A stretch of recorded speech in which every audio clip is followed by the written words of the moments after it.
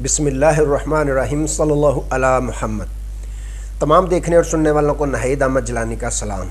ناظرین، آپ کو جیلانی جی یوٹیوب چینل اور فیس بک پیج پر خوش آمدید۔ اللہ عز و جل سے دعا ہے اللہ عز و جل آپ کو جہاں بھی رکھے، اپنے اہل خانہ سمیت باخریت رکھے، خوش بھی رکھے اور محفوظ بھی۔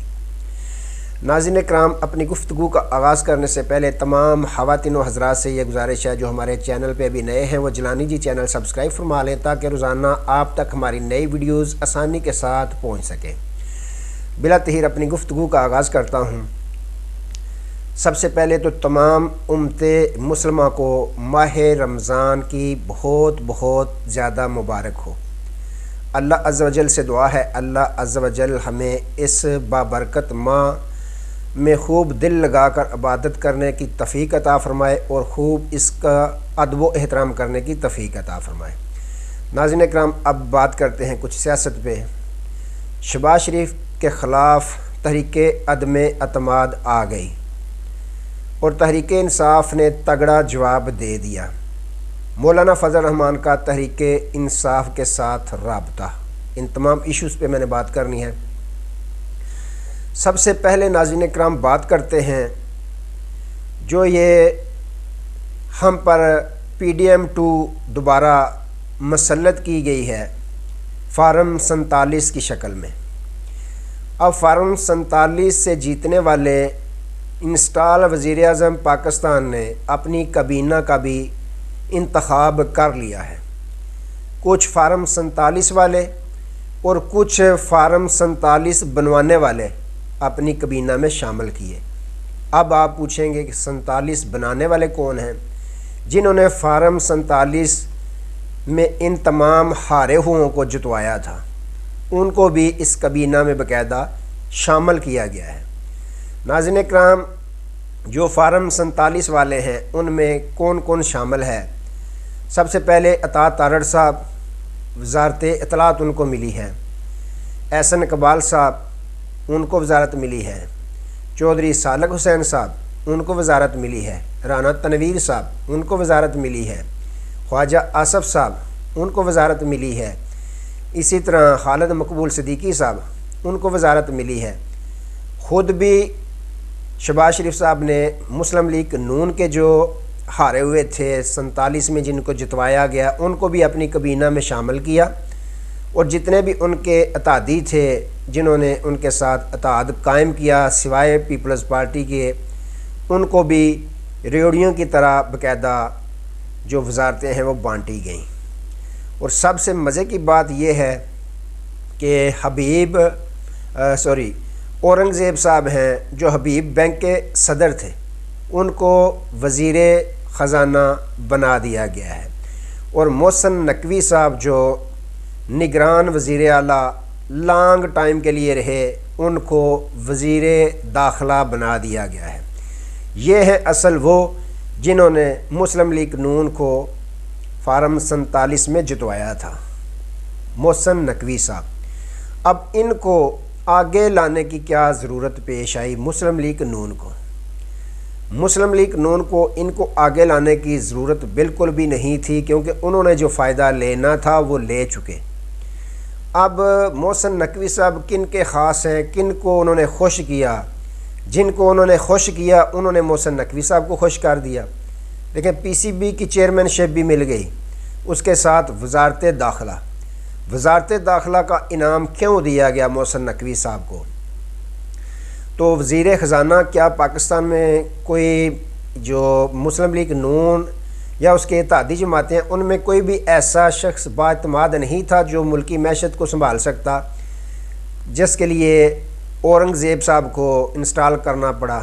اس کی وجہ یہ ہے کہ وہ بھی کن کے کہنے پہ انسٹال کیے گئے ہیں؟ انہی کے کہنے پہ، جن کے کہنے پہ میاں شہباز شریف صاحب وزیر اعظم، آصف زرداری صاحب صدر انسٹال کروائے گئے۔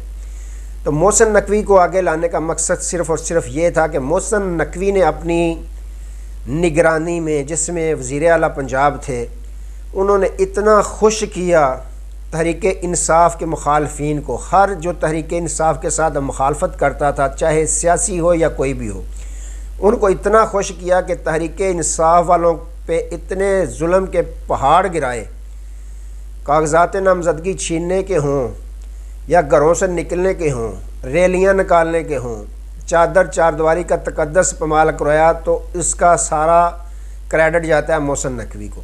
یہاں تک کہ تحریک انصاف کے جو امیدوار تھے ان کو الیکشن کمپین بھی چلانے کی اجازت نہ دی گئی، یہاں تک کہ ان کے کوئی ورکرز اگر 4-5 اکٹھے ہو کے ووٹ مانگتے تھے ان کو بھی پکڑ کر گرفتار کر لیا جاتا تھا، نامعلوم مقام پر منتقل کر دیا جاتا تھا۔ یہ تمام حربے کرنے کے باوجود جب محسن نقوی کو پھر بھی سکون نہ ملا تو اس نے فارم 45 میں جو تحریک انصاف کی بھاری اکثریت میں کامیاب ہوئے تھے امیدوار، ان کو فارم 47 میں ہرا دیا گیا۔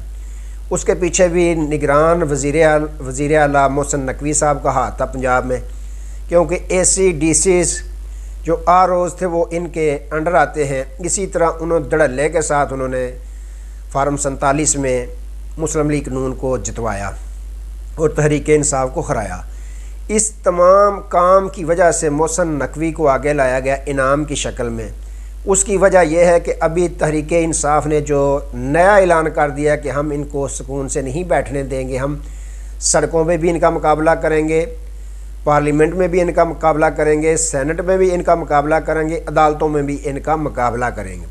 اب جو تحریکیں شروع ہونے والی ہیں عید کے بعد، تحریک انصاف تو پہلی سڑکوں پہ ہے، اس کے بعد جو شروع ہونے والی ہیں ان کو روکنے کے لیے، کچلنے کے لیے محسن نقوی کو وزارت داخلہ کا قلمدان سونپا گیا ہے کہ یہ اچھی طرح کچل دیں گے تحریک انصاف کے ساتھ دوسری جو اپوزیشن جماعتیں ہیں جب وہ سڑکوں پہ نکلیں گی۔ تو یہی وجہ ہے کہ محسن نقوی کو وزارت داخلہ سونپی گئی ہے کہ ان کو استعمال جس طرح پہلے کیا گیا انہوں نے خوش کیا، اب دوبارہ کریں گے۔ تو ناظرین کرام، جب جیسے ہی اعلان ہوا تو پاکستان تحریک انصاف نے باقاعدہ اپنا تگڑا جواب دے دیا کہ محسن نقوی پہلے تو نگرانی کے لیے آیا تھا۔ عمر ایوب صاحب نے یہ جواب دیا کہ محسن نقوی پہلے تو نگرانی کے لیے آیا تھا، نگران وزیر اعلیٰ کے طور پر۔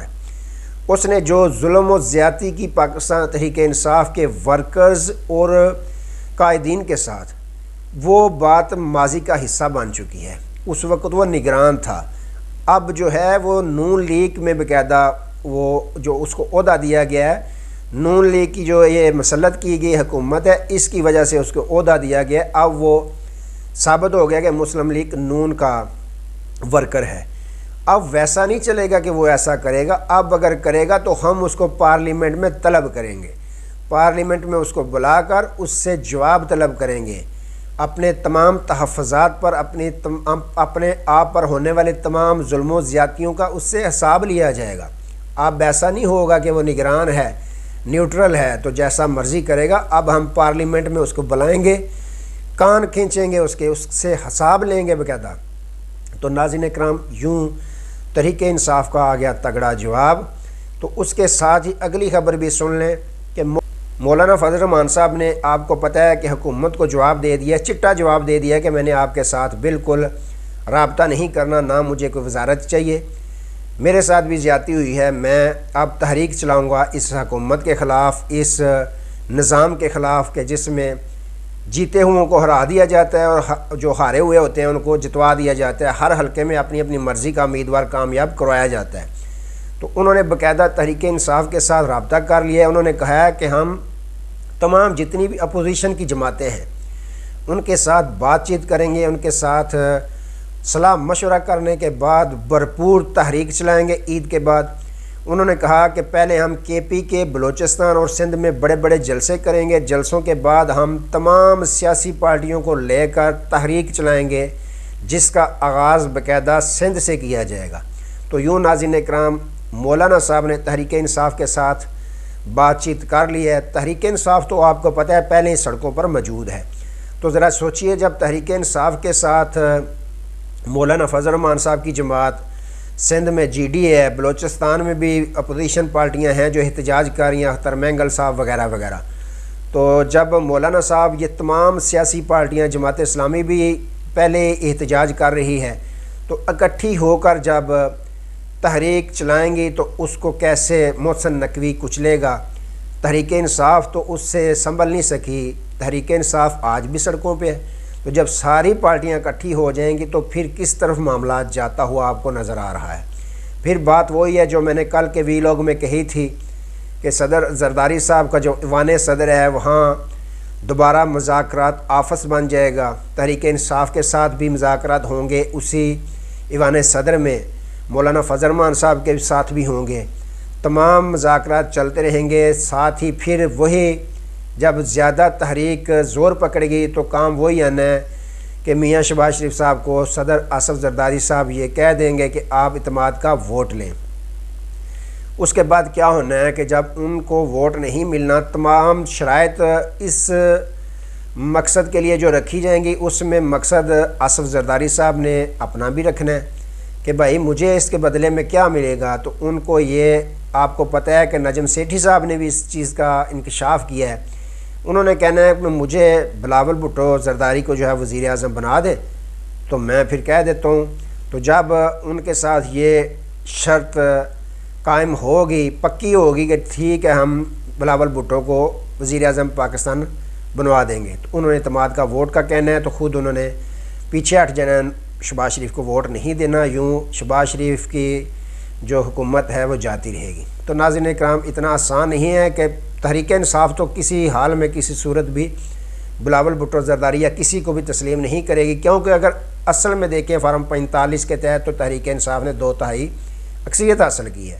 تو دیکھیں آگے آگے ہوتا ہے کیا۔ بہرحال شہباز شریف کے لیے خطرے کی گھنٹی بج چکی ہے۔ آج کے لیے اتنے، دوبارہ نئے موضوع کے ساتھ آپ کی خدمت میں حاضر ہوں گے، تب تک کے لیے اجازت دیجیے، اپنا بہت سارا خیال رکھیے گا اور اپنے اس چینل کا بھی۔ اللہ حافظ۔